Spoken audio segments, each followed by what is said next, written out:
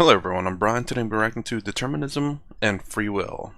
Pravrajika Devyananda Prana. I will forever butcher that name probably. Anyways, this is pretty interesting. Let's see what does she have to say about determinism and free will. And hopefully she links it up to well, I wonder if she'll say the fact that, karma has determinism, but you also have free will, like Swami Teramananda has said. Because of your karma, you will have good and bad things that will happen to you in life, but how you handle those things is your free will. Let's go and get started.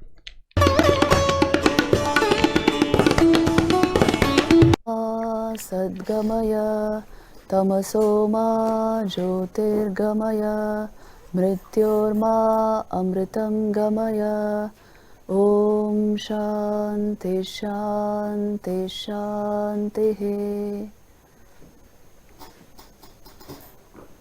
Welcome to the third session.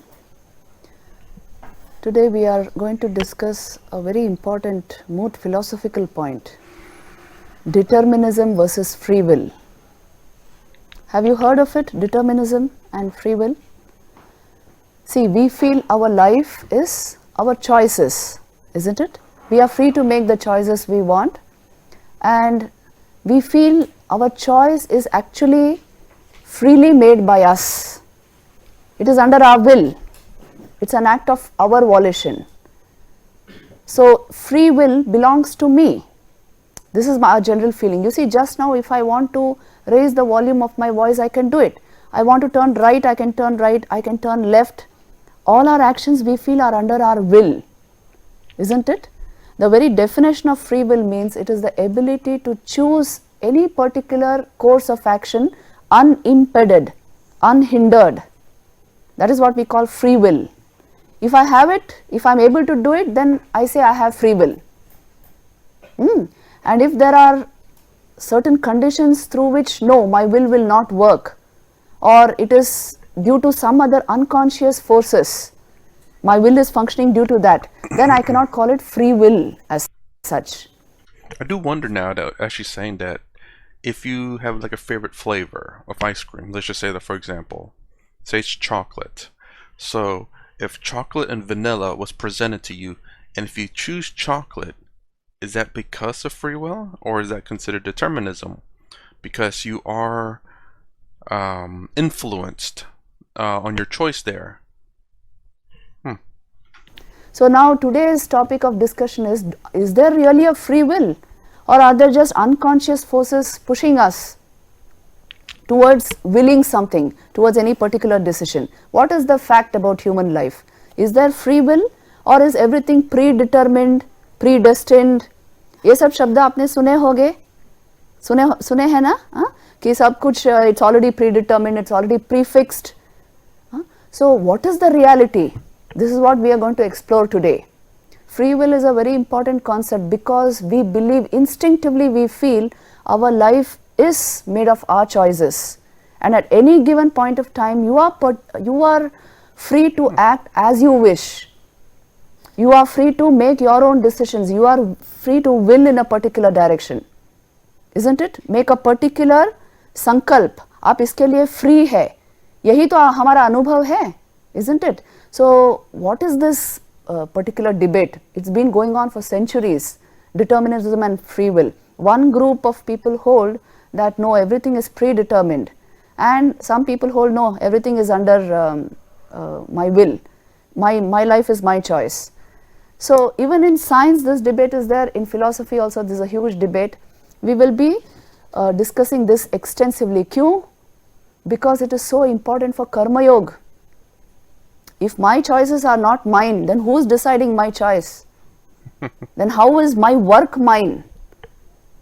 You understand? Your work is due to your will. Your will is your choice. But if somebody else is making that choice, how can you call it your work? Your moral obligation towards your action, moral responsibility is because you are making it, isn't it? So it is very important to explore this question. The power of your will, that is the entire human life. If you see human civilization, it is an expression of the power of the human will, isn't it? You see, nature gave us inhospitable climate in so many areas. What did man do out of his will? He created cities, he made homes with lighting, with cooling, with heating, so that he surmounted the obstacles of climate, surmounted the obstacles of nature. The nature made life difficult due to distances. So what did the human will do? It created roads, it created means of communication, it created public transport systems so that you can move about freely wherever you want. How many ways of communication? Today instantly you can communicate with anywhere in the world. So all this has happened due to what? Due to the human will. You willed that no, this is the kind of life I will have. This is possible, and you exercise your intellect, your will and your intellect, and you created this civilization. I do wonder, would you say that's will? But there's an outside force that kind of made you do that, though. So, for example, it's too hot. You're like, oh man, it's too hot. Well, let me create AC. You chose to do that, but there was an outside force to it. There's this desire to create something that makes the environment more livable. There's what else? Oh, the sleeping. It's like, oh man, this rocky floor is so hard. Let me grab some bamboo or something, something soft that I can lay on. Well, there was an outside force, in a sense, pushing you towards that. Is that free will? This is the story of mankind, isn't it? So we sort of instinctively feel we have the capacity to do whatever we want to do. Now this is what is being challenged in this particular debate between free will and determinism. You have to pay attention, otherwise you will miss the points. It's a very important thing for you to know. Remember this, culture always it rises above the purposes of nature. The very fact that man has been able to control external conditions shows he has risen above nature externally, isn't it? In physical effects. So also you can control your internal nature. You can't you? Huh? See, before your exam, how you fix your concentration on the things you want to do. Some other distracting thought comes, you can put it aside. You can control your internal nature, you can control your mind, your emotions, you can gear them up towards your goals. So both external and internal nature, you are able to surmount the obstacles and bring it under your control through your will. So this capacity, because you instinctively, naturally feel a sense of free will with you all the time. Now this is being challenged in a particular experiment which was conducted few years back by a great, he was actually a pioneer in the study of consciousness studies. Consciousness studies आपने सुना है? His name is Benjamin Libet. Benjamin Libet actually conducted this experiment. He was a sort of neuroscientist, psychologist, and he started this debate due to his experiments. He passed away quite recently in 2007. So what is this experiment like? See, observe the experiment. It is something very interesting. I have a diagram of the experiment here. This Benjamin Libet's experiment on free will. He hooked up a human subject to a EEG machine. What does an EEG machine do? It maps, it gives brain scans of brain activity, especially the motor activity in your cortical region. That was tracked through this EEG machine, the motor cortex of your brain. And what was the actual experiment about? It was about decision, volition. The subject was given two switches, let's say a blue switch and a red switch, and he was asked to press one of these switches as per his decision. Now before he pressed one of the switches, say let's say the blue switch, he had to announce. When he felt this urge to act, he had to announce yes and press the blue switch. This was the experiment, and the EEG machine will be scanning his brain, his motor cortex, for whatever activity is going on there. So the subject started.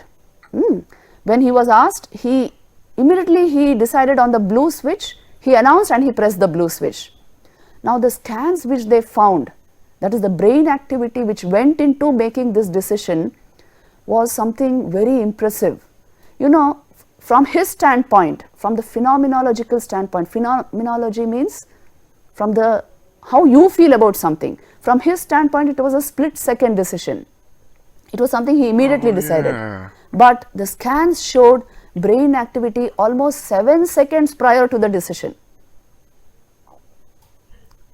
इसका मतलब क्या है? If your brain has been active on that decision much before you took the conscious decision and pressed the switch, it means there are subconscious, unconscious pre-decisions leading you towards the decision in your conscious brain.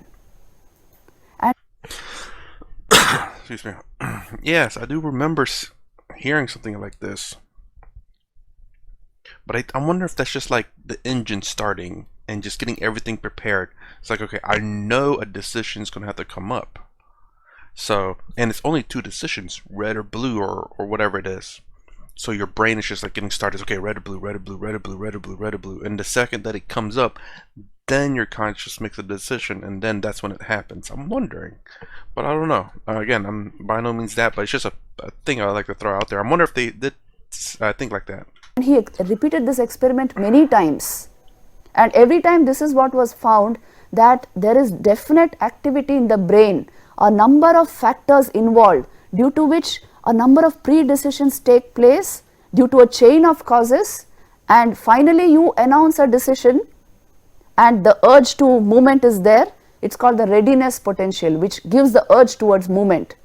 That is pressing the blue switch. Before that, so much of activity has taken place. So, literally speaking, the subject is led to a decision. It's not a split-second decision. It's not an immediate decision which he took. Which means what? Your decisions are not in your conscious mind. Subconscious, unconscious forces have urged you towards a particular decision, a particular movement. So now this has enormous implications for both science, philosophy, for our karma yoga. What are the implications? Can you tell me? That means your actions are Predetermined. not under your conscious will. Exactly. I'm still wondering though. It seems to make sense that your body gets prepared for something that it knows is going to happen. You know, like if I think the better experiment would be to. Well, I guess I don't technically know the entirety of the experiment. Maybe, you know, let the person sit there for 10 minutes just to get the baseline level, because, you know, obviously whenever the test is coming up, you're like, okay, it's about to come. You're building up tension, and your brain's constantly going red, blue, red, blue, red, blue, red, blue. You know, you're thinking like, which one should I push? But it's like, okay, you know, if they tell them that and say you're gonna have to make a decision, and you don't know when it's going to be, and then just kind of do a couple of, I don't know, maybe test runs, and then just to let them sit there for like 10 minutes, and then after the 10 minutes do it, because at least they'll drop their brain can't be constantly thinking about it all the time. But if it sits there, it's like, okay, you know, I'm getting tired of being in this energized mood, let me just calm down. When it happens, it happens, kind of deal. And it means, well, a corollary you can draw from this is, if my actions are not under my conscious will, are the effects of my actions due to me? It removes the moral responsibility from the person. You can very well say, well, the right and wrong of an action, I am not responsible for it because unconscious forces drove me towards it. It removes moral responsibility. So deep implications this has. Because we know we are responsible for our actions, the morality of the action is ours. Whether it's a right action or wrong action, you are responsible for it, isn't it? Whatever action you perform, at some point you have said yes or no, so it was performed. This is the general understanding. But this Libet's experiment, it turned the tables towards determinism. Determinism का मतलब ही है ये, it is predetermined, the effect of your action. The action itself, willing itself, is sort of preordained. It is due to unconscious urges pushing you towards something. And so free will doesn't have much play. The will is not free. This was the conclusion. Now this sparked a huge debate. Philosophers, like, see, for example, I will tell you, Susan Blackmore, she said conscious experience takes some time to build, and is too slow to be responsible for making things happen. So it is quite possible that unconscious forces are responsible for a man's willing and action. This is quite a possibility. When our thinking itself is compulsive, our willing can only be marginal. Try to think and see originally. So this is a possibility, and then many other philosophers commented on this, and Libet found one more thing. As I told you, he repeated this experiment many times. He found one more thing, that is the power of the free won't. It is better studied through Libet's experiment. This free, just like how we think of free will, कि मैं ये काम कर सकता हूँ, वैसे ही there's a free won't, it's called veto, which means I will not do this particular action. That can be better studied, because you see, whenever there is an action is to be performed, a conscious acquiescence, which means agreement, is required for the readiness potential to be built up for the urge towards the movement, urge towards the action. Readiness potential, did you understand from the diagram? Please look at the diagram there. देखिए, readiness potential का मतलब है when you are ready to perform the action, what is exactly happening, what has built up in your brain is the readiness potential. When it reaches its peak, look at the diagram, when it reaches point 10, then the movement onset is there. But before that, look at the amount of activity in the brain. Onset of RP is there, time of awareness of urge to move is there. So much of activity has preceded the movement onset. You understand? And you thought it was immediate. Your decision is your decision. It was immediate. तो यही problem हो रहा है. There is something which compels a person to make a decision, which urges a particular decision. तो इसका study क्या important नहीं है? आप ही सोचिए. It is very important, because after all you will be blamed for the decision, you will be blamed for the action, isn't it? Now what are these forces? This is what we will study. Libet especially pointed out, in the case of veto, which means a free won't, a conscious acquiescence, a conscious agreement, a solid no in the conscious mind is required for the readiness potential to build up to a point where you will perform or not perform the action. This has been caught very well through Libet's experiment. I will give you a simple example here for you to understand this better. See, for example, next week are your exams. This weekend, your friend tells you, come, let's go for a movie. Now, the unconscious response to this is, हाँ चलो चले, थोड़ा let us get entertained and come. But at this point, your conscious mind will put a solid no. ये होता है ना? No, I have to do well in this exam, it's very important for me. So you see, this conscious no in your mind, this is the power of veto. This has been caught. When your mind stands and says no to this particular action, immediately what will happen? The RP, the readiness potential will stop, and the urge towards movement will not be there. It has come through what? Your conscious no. This has again been tracked in Libet's experiment. So you see, all acts are not necessarily instigated by your unconscious, especially acts that are of this type, where it is required to put a solid stand, a solid no. They cannot be instigated by the unconscious. This also was found, since I will give you the actual scientific data. Since the subjective experience of the conscious will to act preceded the action by only 200 milliseconds, this leaves your conscious mind only 100 to 150 milliseconds to veto an action. Which means if your conscious mind decides something, no matter how much readiness potential has been built up, you can reverse movement. You will not act accordingly. समझ में आ रहा है? Are you catching the point? Yeah, but still, that's because there's an outside force influencing that no, conscious no decision, though. Isn't it? Which means what? Is determinism true or free will true? Now you must start thinking originally. Is my action or something is leading me to that action? More data I will give you. So you have understood the position of determinism. What is it telling you? Determinism?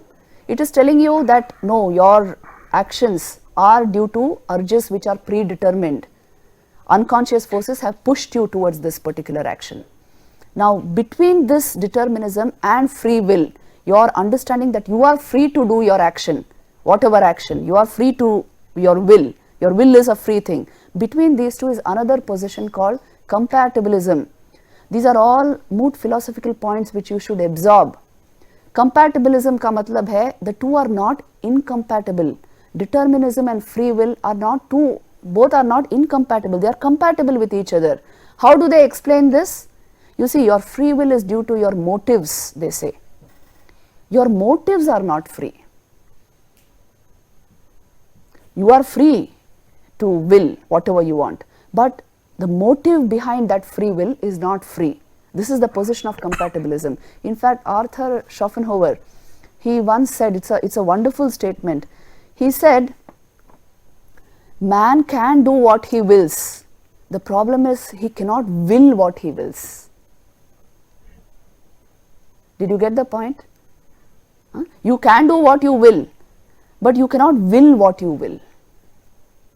Your will takes something else to be built up into action, to come out as action. So this we will be further studying, which means what? A certain amount of predetermined push is there behind every choice, behind every what you feel, your will. Behind that it is there. In fact, Vivekananda once said, the very purpose of education is to train you to will rightly, which means you can will wrongly. You see, between determinism and free will, how many positions are there? What they are trying to tell you is, there is a chain of causes which leads you to a particular decision, but in that chain, there is one autonomous loop or link, holding which you can draw the whole chain into your hands. You can do it. That is why Vivekananda says, the purpose of education is to train you to will rightly. You see, willpower, it's not that you adamantly, obstinately build it up in some way. Training the will means actually freeing the will progressively from compulsions, from wrong ideas, negativities, complexes in your brain. Freeing it, as you go on freeing your will, it becomes free will. This is the way to train the will. And this is the method all these great ones have prescribed for us. Remember this, and this point was made by another great philosopher. He said, Kant actually said this, there is nothing more absolutely good than a good will, which means what? You can generate these states of mind with a certain amount of training. Training your will doesn't mean obstinate hona, adamant hona, it means freeing your will from compulsions, from negativities in your mind. How to do it, what is to be done, we will go deeply into this. See, philosophical approach is very important. Psychological approach also is very important, because psychology is what you can actually do about your free will. How do I free my will? If this is the purpose, how do I bring everything into the conscious plane? How do I make everything my choice? Then my karma will be my karma, isn't it? Not that I am being pushed by unconscious forces towards doing a particular thing. So this is what we will pay more and more attention to before we go into the psychology of free will, how to generate a genuine, absolutely free will. We will go into the thoughts of some great masters on this. Why are their thoughts important? You see, जिन्होंने mind को transcend किया है, they are able to give some of the best understanding of all these, your faculty of cognition, affection, volition, free will. They are able to throw immense light on that. Why? They are not within the realm of the cogitative mind. They have been able to transcend that realm. है ना? जब आप, when you take a completely objective perspective of something, then what happens? You are able to study it best. So this is what they have been able to do. They have been able to step out of the mind, not jumping off the mind, stepping out of the mind into the realm of pure awareness, due to which mind activity is understood very well by them. So we will go into some of the statements of these great masters, and you will see what light they throw on free will and determinism. ये आपके लिए बहुत important है. Look, first I will give you Vivekananda on free will. He says, as long as you are in the network of time, space and causation, to say you are free is nonsense, because in that network all is under rigorous law. sequence and consequence. Every thought that you think is caused, every feeling has been caused. It is only when the infinite existence comes, as it were, into this network of Maya that it takes the form of will. Will is a portion of that being caught in the network of Maya, and therefore free will is a misnomer. It means nothing. So is all this talk about freedom. There is no freedom in Maya. See, so long we have been telling you that you are the creators of your own destiny, but this you must understand, your free will is limited just now. It can be made progressively free. Isn't it? Last 2 classes I had been telling you, your destiny is in your hands, provided you have worked on building your will, provided you have made it genuinely free, then your destiny is in your hands. This is the meaning. You see, the very next sentence Vivekananda is, which I put there is, only the free have free will, he says. With the rest, the will is bound.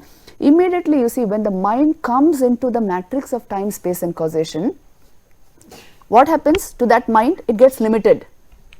Your will is nothing but a compound of the mind and the self. Mind and consciousness. It's a compound of the two. When the mind is limited, how the will can be free? The will also is limited. The will gets limited. The more you can extricate your mind from limitations, free your mind from limitations, the more free the will also will become. This is the meaning of what Vivekananda is telling you. That's why सिर्फ free will है कहने से नहीं होता.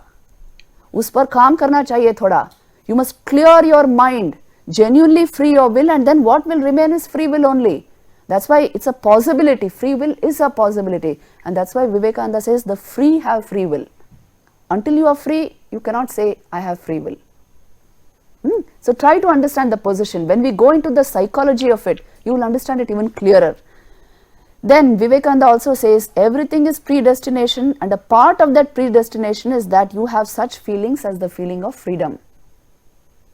As long as the mind is bound within time, space and causation, you can't call the will free. But last he asserts again, he tells you, but stand up, be bold, be strong, take the whole responsibility on your own shoulders and know that you are the creators of your destiny. All the strength and succor that you want are within you, which means what? There is a great message of hope that you can create a genuinely free will. You have in you the capacity to do it. Train your mind, clear your mind, and will become absolutely free. It's a possibility, it is not an impossibility. Determinism बोलने का मतलब ये नहीं है forever your will is bound. You can work towards a free will, and this is the glory of yoga psychology actually. What it is trying to tell you is this: your will can be made free. Your mind can be made crystal clear. The fact about who you are can be revealed to you. आप अगर थोड़ा सा योग अपने जीवन में लाओगे, you will see your choices indeed you will be making, not that some unconscious urge is making you do it. I will say that would be very difficult for sure, just because, again, like as a matter of fact, like Vivekananda, as she was stating, a lot of people believe in the Maya. Of course, it makes sense. You know, it's something that we can test the objective reality, or transactional reality, as Swami Sarvarpiyananda likes to say. Yeah, it's very real. We can touch things, we can measure things. Everything is down to a math, for the most part. Perhaps when you get to quantum physics, maybe that's a whole different story. But yeah, everything in this Maya makes sense. It all falls into the rules, like Swami Vivekananda just said. You know, and I will say, I was thinking about a lot of this while she was talking, and yeah, I mean, to have genuine free will is very difficult because there's so much of influence in your decision making, whether you buy something that's white or black or red or blue, or you know, a car or a truck, or a big or small house, or whether you go on vacation or not, whether you buy this game or that game. There's so many influences that you do not, well, at least it doesn't seem like you have genuine free will. And it's something I was thinking about also, again, throughout the entirety of this video, was the fact that it just seems like everything seems to be deterministic, and as she explains there, that it seems as so because, again, almost every decision that you make in life is, I won't say predetermined, but it's not, it is influenced by other things. And therefore, I guess if it's influence, that means that it is technically determined in some ways, but it's not quite free. You understand? Which means what? So much of your life will be in your hands. A large part of your life will be in your hands if you have been able to train your mind. If you have not been able to train, you see, if mind itself is full of only compulsive habits, then the will cannot be free in that state. यही समझने की बात है यहाँ पर. Beyond this, let me show you one more slide. You see, here you have a beautiful illustration given by Sri Ramakrishna. He says, it is God alone who has planted in man's mind what the Englishman calls free will. People who have not realized God would become engaged in more and more sinful actions if God had not planted in them the notion of free will. Sin would have increased if God had not made the sinner feel that he alone was responsible for his sin. Then he gives this beautiful example. Look at it. Suppose a cow is tied by a rope to a pole. If it wants to satisfy its hunger, then it has to exert itself and move in the area covered by the radius of the rope and eat the grass in that area. This can be compared to man's free will. है ना? सुंदर idea है. देखिए, if a cow is tied to a post, how much of freedom it will have? As long as the rope is, it is tied to the post, so it can munch only a bit of that grass. So your will also is like that. In a way, it is tied up, and you have been given only that much. As much as the length of the rope, that much of free will has been given to you. If you keep exercising it in the right direction, what will happen? The owner will come and tie with a longer rope at a better spot, so you can munch more grass. This is how will develops in a sense. A certain amount of tether has been given to you, a certain length of the rope, that much of free will you have, you can increase it. If you work on where you are, exercising your will in the right direction, you will get more, and the will get more and more free. That's the meaning. I was thinking she would give the, was it the donkey example in the tree? Where the donkey keeps going around this tree, you know, because it understood how long of a rope it had in its neck and never went further than that. But in reality, the rope wasn't there. The donkey would only go so far, thinking it was restricted in that area, but in reality it was always free. He just didn't know it. And I think that plays along the lines of the fact that we are Brahman, and that we are always free, but it's just that the Maya is so strong that we keep playing into the illusion. But at the same time,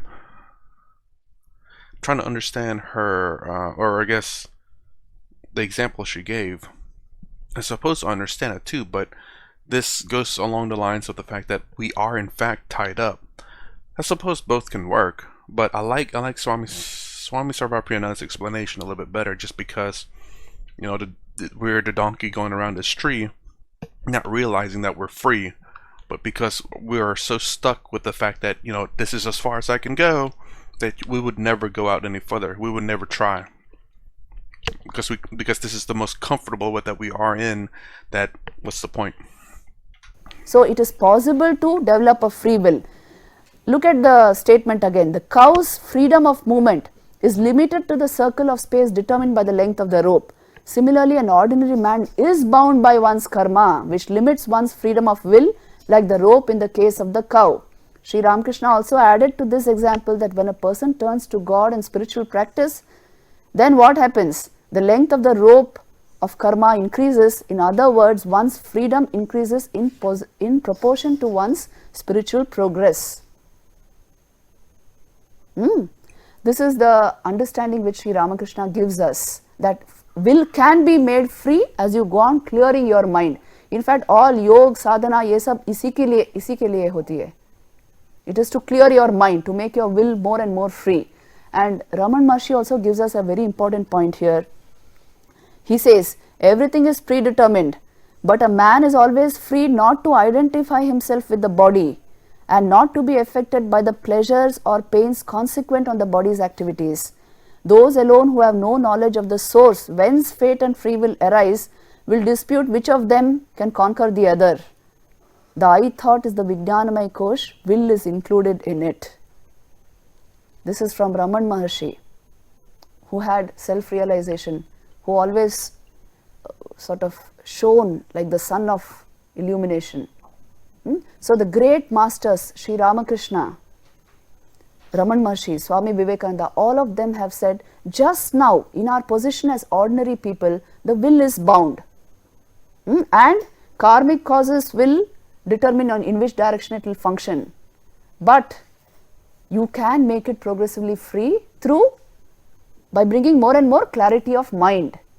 They are saying it spiritual practice. आप अपना कर्म भी योग की तरह करके you can progressively make your will free, freer and freer. So the question is actually how free is free will? That should be the question. So now we will go a little into yoga psychology to tell you, to show you, indeed your will can be made free. आप खुद ही कर सकते हो. It is a possibility in your life. The more your will arises from the conscious plane, the more free it is, isn't it? The only issue, I guess, or at least that question I would ask in that is the fact that, they keep saying that, the more, how do I say, the more karma you have, I think that's what was said in that statement, the more length of rope you would have. Or we could say that what she's saying is like, the more free will you have, the longer the length of rope you'd have. But where's the end of the rope? If you keep going into spiritual progress, how far until that rope is broken?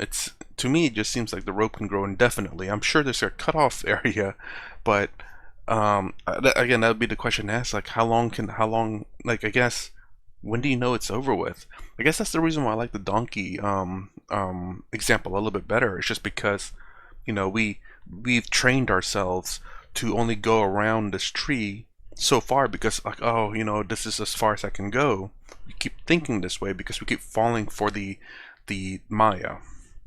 But in reality, the rope was never there. But we just kept going in the same circle, thinking that it is there, and we kept restricting ourselves. I kind of like that example. Only because at that moment that we were always free, it's just that we didn't know it. This one, the rope keeps growing, but is there, like, again, maybe I'm thinking too logically. I'm sure I am, and ruining the story. But that's the question I would ask. Like, I suppose there's going to be a point where the rope will break. So I guess maybe the example would be better that the rope will stretch. The more and more karma that you accomplish, the more spiritual growth that you have, to the point where you get to a breaking point where that rope will break, and then you're free. Perhaps maybe that would have been better for me if it was explained that way. If it arises from the subconscious or unconscious, you are not aware of it. Look at your anger, for instance. जब गुस्सा हो जाते हो आप, what exactly happens? Something pushes you towards a particular action, maybe a particular bad word or a particular action, isn't it? And then you create more problems for yourselves. You may not want to do it at that moment of time. You don't want to say this bad word to your friend, but गुस्सा ऐसा आया है कि you just say it. ये होता है ना? Many times we know what should be done, but we can't do it. We know what should not be done, but we can't but do it. है ना? What is this called? This kind of behavior is called compulsive behavior. हमारे मन में ही हो रहा है. I'm compelled to do a particular thing. I'm compelled to speak a bad word. I don't want to do it, but the unconscious force is pushing me. Mahabharat में इसका बहुत सुंदर इलस्ट्रेशन है in the character of Duryodhana. आपको याद है वो incident जब before the war Bhishma Pitamah is telling Duryodhana, see this whole war is because of you. You have no dharma. You do not know what is right and wrong. And because of you, this war is taking place. You cannot stick to dharma. What have you learned? And then Duryodhan answers him. It's a very cold reply. He says, Janami dharmam, nacha me pravrittim. I know what is dharma. I am not inclined towards it. I don't like to do it. See, this is compulsive behavior. I know what is to be done. Ye dekhiye, in small or less measure, it happens in every young person's life. We know what is to be done, we can't do it. We know what should not be done, we can't but go towards it. He says, Janami dharmam nacha me pravrittim, janami adharmam nacha me nivrittim. I know what is adharma, but I can't desist from it. I am helpless. So without developing this will, you will become helpless. Your choices are not yours. So what is the solution to this problem? What is the solution? How to get out of our compulsions? For that, see, I have put it in the form of a diagram again, in the form of an image. Look at the words there. Usually the conscious mind is like the tip of an iceberg. So will is driven. हमारा जो मन होता है, mind होता है, there are two planes. One is the conscious plane, is just like the tip of an iceberg. Underneath is a huge unconscious. Subconscious, unconscious, let's say it's almost like one. Conscious plane is only bit. So your will is very limited. The much of your will is coming from the unconscious, which you are not at all conscious of, not aware of. So you don't know your decisions. Suddenly somebody asks you something, you just cogitate for a moment and give an answer. Because the conscious plane itself is limited. Why has it become limited? Why is there no awareness, high level awareness in our mind? Because it has all got invested into negative thinking, wrong types of thoughts, fears, anxieties, in all sorts of negativities, anger, hatred, lust. All this has completely invested, your awareness has got invested into all of this. So conscious part of your mind is very little. Most of it is unconscious drives. Drive is a very important word in psychology. Drive is that which drives you towards a particular decision, towards a particular action. Because conscious plane is so limited in your mind, your will is primarily arising from the unconscious plane, where it is, which is dense with unwanted thought, unwanted emotion, anger, hatred, all these kleshas they are called, negative emotions. It is full of that. So mind is not at all clear. So awareness is minimal. Just a bit of a strip of your mind is what is called the conscious plane, where awareness is there, you are self-aware. So इसीलिए will is so weak. Now what is the solution given? You have to increase the awareness level of your mind. Yoga psychology will tell you this. Basically, any form of yoga, what does it aim at? देखिए आपका मन ना, it is very easy to understand if you follow this model. Mind is nothing but thoughts playing on awareness. There is awareness as the background material. Thoughts are playing on that. Now you have given all importance to those thoughts. Many of those thoughts are negative thoughts. They are negative emotions and you are so interested in them, awareness is lost somewhere. Awareness itself has become another thought. You can reverse this situation. You can bring awareness to the forefront and drive away thoughts or replace those thoughts with better ones. योग का मतलब यही है. You so change the content of your mind that awareness comes into full bloom. Thought level also becomes secondary. Such a mind, a yogi's mind, not that a yogi is a great thinker. A yogi is especially a person whose mind is filled with awareness. Awareness means aliveness, aliveness means happiness. It is fully self-aware. And there he brings in the thoughts he wants to think. Positive, good thoughts, thoughts which are beneficial to others. So ये state ला सकते हैं हम हमारे मन में. If the awareness content of your mind is increased, then by controlling your thoughts, by leading a disciplined life, then what will happen? Your will, your mind, all your faculties actually will work the way you want them to work. So then your choices, your decisions will be yours. ये आप कर सकते हो. You see, just now the conscious mind is just a tip of the iceberg. You see the iceberg which is protruding outside the sea, but you can make it like this. You can make awareness dominate over the thought process. This is what yoga is about. It is the art of actually culturing awareness. Look at the picture. Yoga helps you culture awareness. It makes you more and more conscious and will develops accordingly. Thus you get charge over yourself and your decisions. Training will is actually about freeing will. Freeing will from compulsions, from all the cogitations, all the negative energies zooming in your mind. It is freeing the will from all of that. So you see, your will is directly proportional to your awareness. इसीलिए योग एक ऐसी चीज है, not that you have to do it because somebody asked me to do it, not that the books say या mummy papa कह रहे हैं. No, it is essential for your development as you are, to make you better and better. In any given life situation, bring in a little yoga. योग का मतलब है this ability to allow awareness to dominate your mind.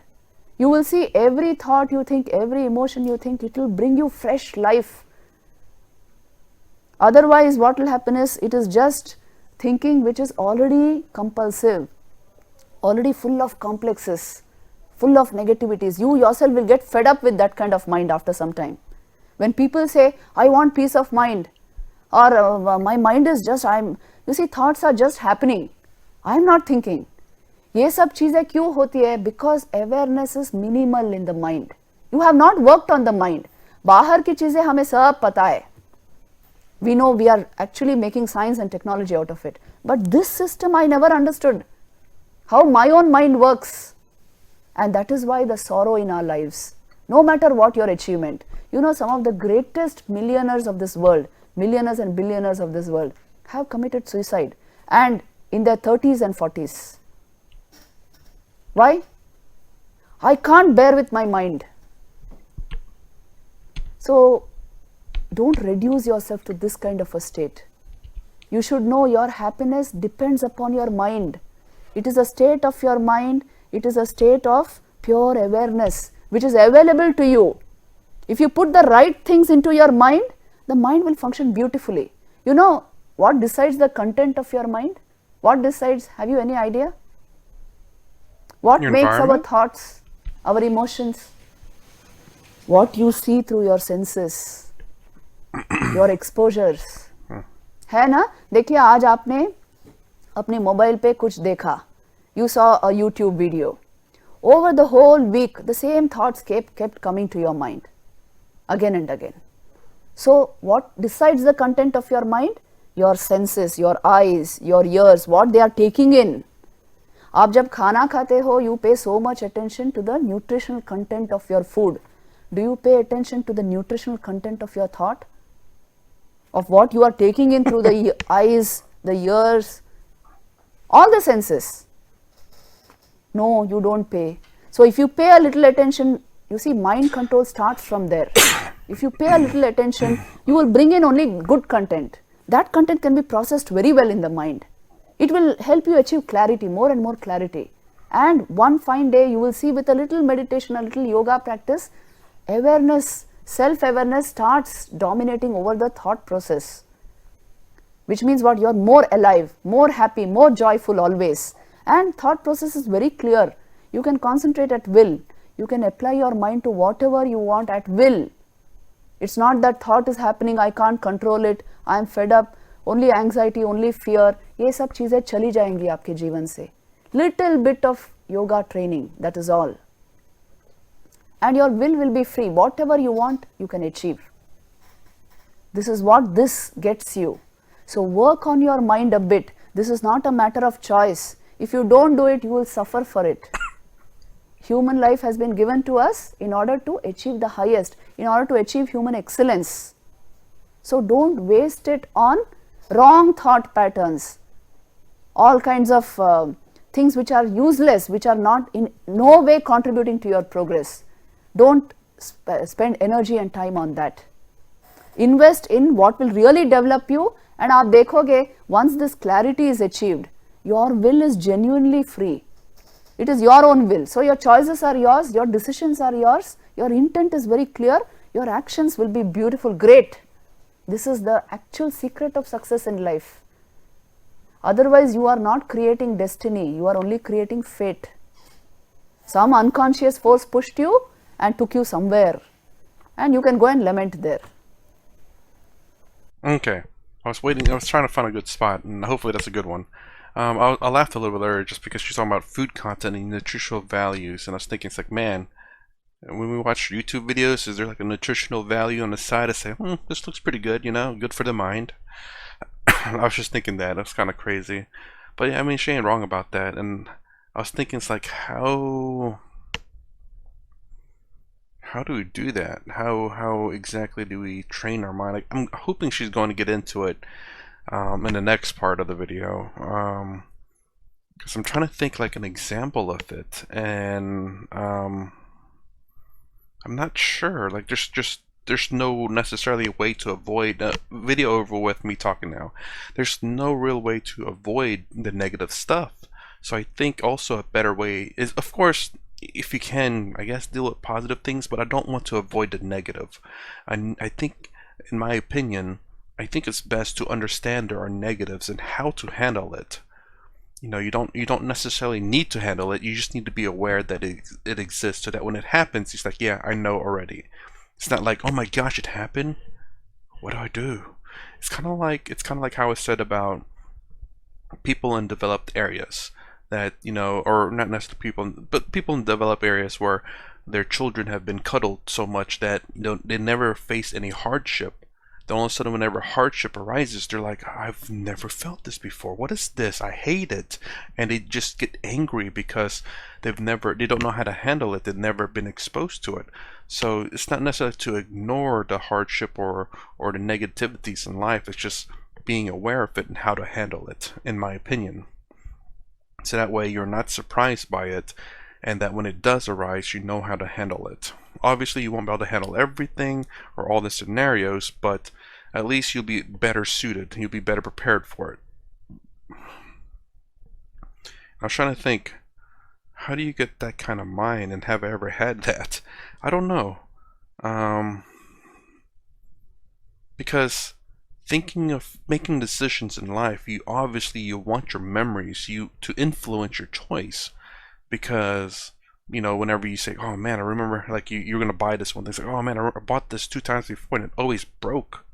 You're not gonna say, oh, it always broke, let me buy it again. No, it's a bad decision.